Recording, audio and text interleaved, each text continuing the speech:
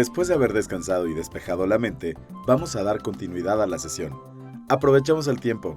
¿Alguien desea realizar alguna otra pregunta? Yo. ¿Por qué mencionan mucho el tema del fuero? ¿Y qué implicaciones tiene? Tu pregunta es muy interesante. Verás, existen diversos casos en los que la norma penal no puede ser aplicada por cuestiones de índole política y constitucional. Particularmente, el caso que comentas es un ejemplo, el cual previene de que existen autoridades que detectan cargos que deben tener una continuidad. Te comparto que a lo largo del año 2019 se generó un proyecto de reforma constitucional de los artículos 108 y 111 para eliminar y modificar las reglas del fuero. Sin embargo, no han sido aprobadas. Esto implica que las reglas del fuero permanecen y se dirigen a los siguientes servidores públicos: diputados y senadores del Congreso de la Unión, los ministros de la Suprema Corte de Justicia de la Nación, los magistrados de la Sala Superior del Tribunal Electoral, los consejeros de la Judicatura Federal, los secretarios de despacho, el fiscal general de la República, el consejero presidente y los consejeros electorales del Consejo General del Instituto Nacional Electoral. Solo se podrá proceder penalmente cuando se realice la declaración de procedencia, la cual es un proceso materialmente jurisdiccional llevado a cabo en el Congreso de la Unión, con el cual se le podrá iniciar el proceso penal correspondiente al servidor público que ejerza tales cargos, en caso de que se dé aquella declaración. ¿Los gobernadores también cuentan con fuero? Efectivamente, dentro de esa protección se encuentran gobernadores, diputados locales, magistrados de los tribunales superiores de justicia de las entidades federativas y miembros de los consejos de las judicaturas locales, y miembros de los organismos a los que las constituciones locales les otorgue autonomía. ¿Entonces eso implica que si alguno de ellos comete un delito, quedará impune? No. Si a un servidor público no se le determina la declaración de procedencia, se podrá aplicar la ley penal cuando éste concluya su función. Además, es importante considerar que, independientemente si se declara la procedencia o no, no se prejuzga si la persona es culpable o inocente. Este mecanismo solamente es utilizado para no dejar sin cabeza a una entidad que por su característica debe mantener una continuidad en el servicio. En el caso del presidente, ¿qué ocurre? Verás, el presidente, mientras dura su encargo, solo podrá ser acusado de traición a la patria o delitos graves del fuero común. ¿Existen casos similares donde la norma penal no se aplique o se suspenda? Sí, pero más allá de que la norma no se aplique, debemos considerar que tenemos supuestos o casos especiales. Les proyectaré una presentación que contiene la explicación a este cuestionamiento.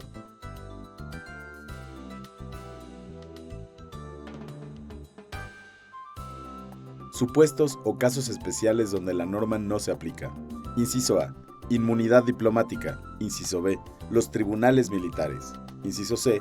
Delitos cometidos por menores. En el caso de la inmunidad diplomática, debemos considerar el concepto de reciprocidad diplomática, el cual establece que los estados en sus relaciones soberanas tienen posibilidad de establecer legaciones en territorio extranjero. Por ejemplo, veamos la relación de España y México. Ambos países podrán establecer domicilio y realizar actividades en el país receptor. Bajo ese esquema, la reciprocidad diplomática podríamos coloquialmente referirla como un tal como me trates te trato.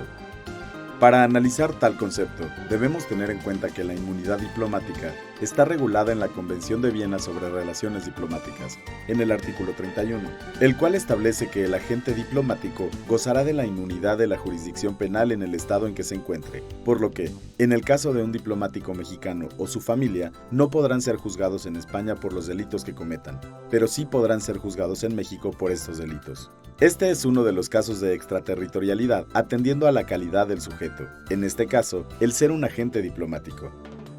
Cuando hablamos de tribunales militares, debemos considerar que solo aplica a los militares, porque cualquier civil jamás podrá ser juzgado en esos tribunales. Sin embargo, los militares en su ejercicio pueden cometer delitos o faltas de índole militar. Es importante precisar el alcance por el tema de los derechos humanos. Para ello, debemos saber que la justicia militar comprende delitos considerados en estricto sentido militares y delitos del fuero común cometidos por militares. En los primeros encontramos delitos cometidos por centinelas, por comandantes u oficiales en el desempeño de sus funciones militares, mientras que en los segundos se juzgarán por los tribunales militares siempre y cuando el sujeto pasivo del delito no sea un civil. Por lo que, en caso de que un militar cometa un delito del fuero común, será atendido por tribunales militares. Si es un civil, conocerá los tribunales del fuero común o federal. Este caso es sumamente relevante, pues impide que violaciones a derechos humanos cometidos por militares se desprovean y se trate por autoridades militares, permitiendo que se le dé el seguimiento a la responsabilidad del Estado por violaciones a derechos humanos. Ejemplo de ello es el caso de Rosendo Radilla Pacheco, por el cual el Estado mexicano fue determinado responsable por la Corte Interamericana de Derechos Humanos mediante la sentencia de 2009. Por lo tanto, el fuero militar aplicará en el caso en que no intervengan civiles. Verás, el caso de los adolescentes y niños que cometen conductas que las normas penales consideran delitos están en un caso especial, porque existe un sistema integral de justicia para adolescentes que establece la aplicación de 2 rangos de tratamiento especial. El primero de ellos considera a los menores de 12 años, quienes no tendrán ninguna consecuencia en caso de que cometan conductas que la ley considere como delitos, por lo que solo se les podrá aplicar acciones de asistencia social, es decir, no podrán estar internados. El segundo rango se refiere a que los niños y adolescentes de 12 y menores de 18 años serán sujetos a medidas que tendrán como fin la reinserción y la reintegración social y familiar. Por ejemplo, a los mayores de 14 años y menores de 18 años se les podrá aplicar como medida excepcional el internamiento, mientras que a los niños mayores de 12 años y hasta 14 no se les podrá aplicar tal medida de internamiento.